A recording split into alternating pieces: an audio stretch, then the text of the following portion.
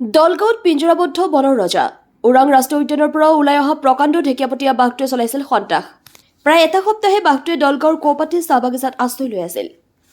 চাহ বাগিচাৰ দাঁতিকাষৰীয়া ঘিলাধাৰী অঞ্চলৰ পৰা বাঘটোৱে নিধন কৰিছিল 4টা ছাগলী। তাৰ পিছতেই স্থানীয় ৰাইজৰ মাজত সৃষ্টি হৈছিল ভয় শংকা। বাঘটোক পিঞ্জৰাবদ্ধ কৰিবলৈ বন বিভাগে প্ৰথম অৱস্থাত এটা পিঞ্জৰা স্থাপন কৰিছিল যদিও সফল হ'ব পৰা নাছিল, কাৰণ বাঘৰ ঠাইত পিঞ্জৰাত সোমাই আছিল কুকুৰ। কালিৰ দিনটোত বন বিভাগে কৌপাতি চাহ বাগিচাৰ মাজত আন এটা পিঞ্জৰা স্থাপন কৰিছিল। বন বিভাগৰ অহৰহ চেষ্টাৰ ফলত পিঞ্জৰাত আবদ্ধ হৈছে বাঘটো।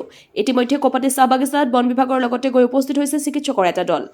দলগাঁৱৰ পৰা আনোৱাৰ হুছেইন, প্ৰতিবেদন AIN লাইভ। এসপ্তাহ সন্ত্ৰাস সৃষ্টি কৰাৰ পাছত আজি পিঞ্জৰাবদ্ধ হ'ল নেকি বাঘ? পিঞ্জৰাবদ্ধ হ'ল। কেতিয়া হৈছে? ৰাতি হ'ল। এতিয়া কি পজিশ্যন? এতিয়া পজিশ্যন মানে আমাৰ এই পিঞ্জৰাখন আছে, পুৰণা আছে, বেন কৰি পেলাইছে। ওলাই যাব সম্ভাৱনা আছে আৰু ইংলিছ কৰিব পৰা নাই। এতিয়া মানুহ যাব দিয়া নাই আগত চাবৰ কাৰণে। বাগানতো কেইদিন ধৰি কাম বন্ধ হৈ আছে। বাগান মোটামুটি আপোনাৰ 12-13 দিন হ'ল কাম বন্ধ বাঘৰ কাৰণে। আজি অলপ আমি ভাল পাইছোঁ। বাঘে কিবা অনিষ্ট কৰিছে। 5টা ছাগলী মাৰিছিলে, 4টা খাইছে, এটা খাব পৰা নাই। হয় হয়। কেতিয়া হৈছে?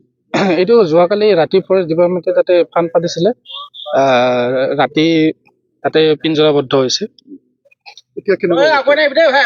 এতিয়া বাঘটো আছে পিঞ্জৰাবদ্ধ হৈ, মানে হেৰি কৰিছে, অলপ ভিতৰত উৎপাত কৰিছে, মানে লোহা চহা অলপ বেন কৰি দিছে বুলি শুনা পাইছো। ওচৰত যাবতো সাহস হোৱা নাই ইমান।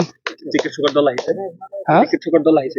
হয়, ফৰেষ্ট ডিপাৰ্টমেণ্টৰ আহিছে আৰু কিবা ইনজেকশ্যন দিয়া পাৰ্টি এটা আহিছে, তাকে প্ৰচেষ্টা চলাই আছে সিহঁতে বাঘটো মানে হেৰি ওৰাং ফৰেষ্টত লৈ যাবৰ কাৰণে। কি প্ৰচেছ কৰে সিহঁতে এইটো গম পাব। যিকোনো খবৰ আৰু বিজ্ঞাপনৰ বাবে যোগাযোগ কৰক 7896121996।